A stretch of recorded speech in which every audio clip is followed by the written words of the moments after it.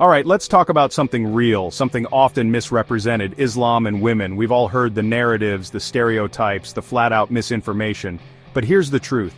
Islam emerged during a time when women were treated, let's just say, less than human in many societies. We're talking about a historical context where women were seen as property, denied basic rights, and relegated to the sidelines of society. But then, boom, Islam enters the scene with a message of radical change, a revolution of respect. It says, hold up, women are not just equal, they're essential. They're not just wives or mothers, they're architects of society, forces of nature deserving of dignity and honor. And it's not just talk.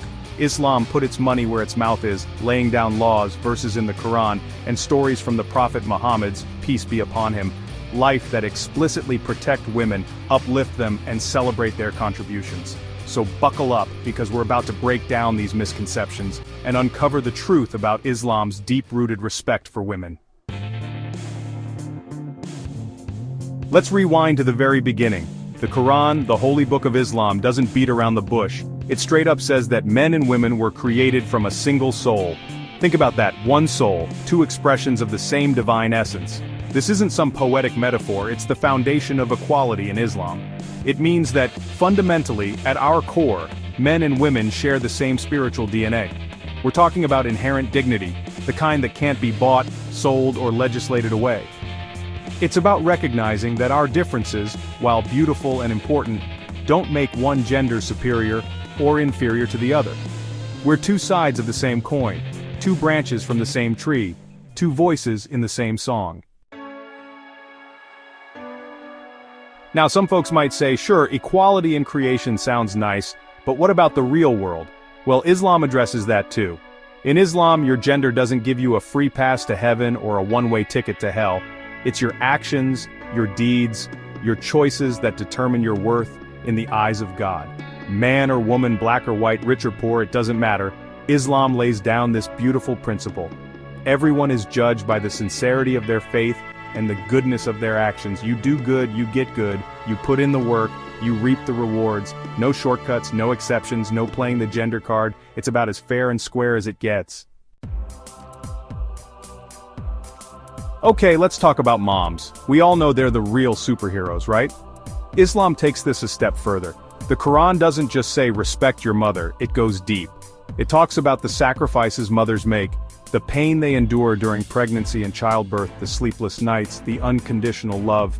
And then it says something powerful: paradise lies under the feet of mothers. Think about that. It's not just about saying thank you with flowers on Mother's Day. It's about recognizing the immense spiritual significance of mothers. They are the nurturers, the educators, the anchors of our families and societies. To honor a mother is to honor the very essence of life itself.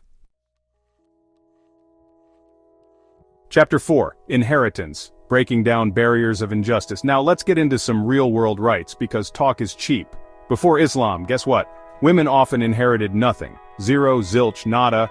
Their property rights non-existent. But Islam came in and flipped the script. It said, hold up. Women are not property to be passed around. They are independent human beings with the right to own, inherit, and manage their own wealth. This was revolutionary. Imagine, in a time when women were treated like afterthoughts, Islam gave them economic power, the ability to build their own futures. It wasn't just about fairness, it was about recognizing the inherent dignity and agency of women. Chapter 5, Paradise Under Her Feet, the unparalleled status of mothers. Remember that saying about paradise being under the feet of mothers? Well, it's not just a poetic phrase, there's a powerful story behind it.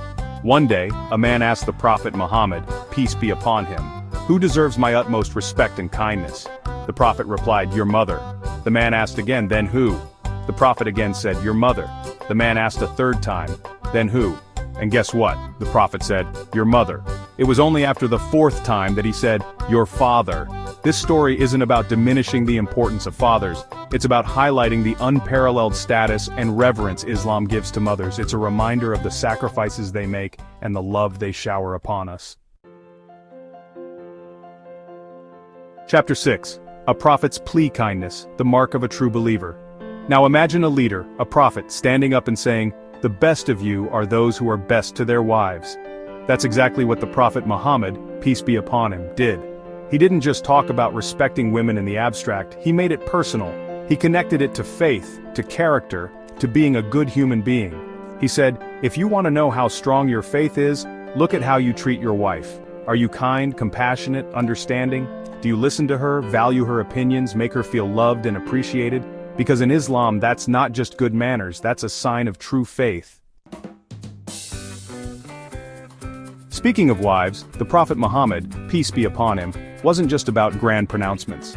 He lived his values, setting an example for all Muslims to follow. He was known for his tender treatment of his wives, his patience, his sense of humor. He would help with household chores, mend his own clothes, and treat his wives with the utmost respect and affection. And it wasn't just about grand gestures. It was the little things, sharing a meal, listening attentively, making them laugh. He even had a sweet tooth and would often bring home dates for his wives.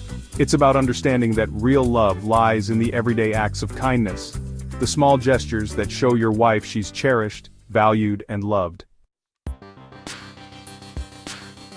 Chapter 8. Khadijah, a legacy of love and support. Now let's talk about Khadijah, the Prophet Muhammad's, peace be upon him, first wife. She wasn't just his life partner, she was his confidant, his advisor, his rock. She was a successful businesswoman in her own right, a testament to the fact that Islam recognizes and celebrates the accomplishments of women. Khadijah was the first person to believe in the Prophet's message, even when he doubted himself. She stood by him through thick and thin, offering unwavering support and love. Even after her death, the Prophet held her memory dear, often speaking of her kindness, her wisdom, and her unwavering faith. Chapter 9. A listening God, hearing the cries of women. Now let's get real for a second. We live in a world where women's voices are often silenced, their concerns dismissed. But Islam offers a different perspective. There's a powerful verse in the Quran where a group of women approached the Prophet Muhammad, peace be upon him, with a concern. They felt their voices weren't being heard by their husbands. Instead of dismissing them or telling them to be patient, a revelation came down from God addressing their concerns directly. This verse shows that in Islam, women's voices matter. Their concerns are valid, and God himself listens to their pleas and responds with justice and compassion. Chapter 10. Fatima, a father's love, a daughter's honor. Finally, let's talk about Fatima, the Prophet Muhammad's, peace be upon him, beloved daughter. She was known for her intelligence, her compassion, and her close bond with her father. The Prophet cherished Fatima, often referring to her as a part of me and saying that whoever harms her, harms me.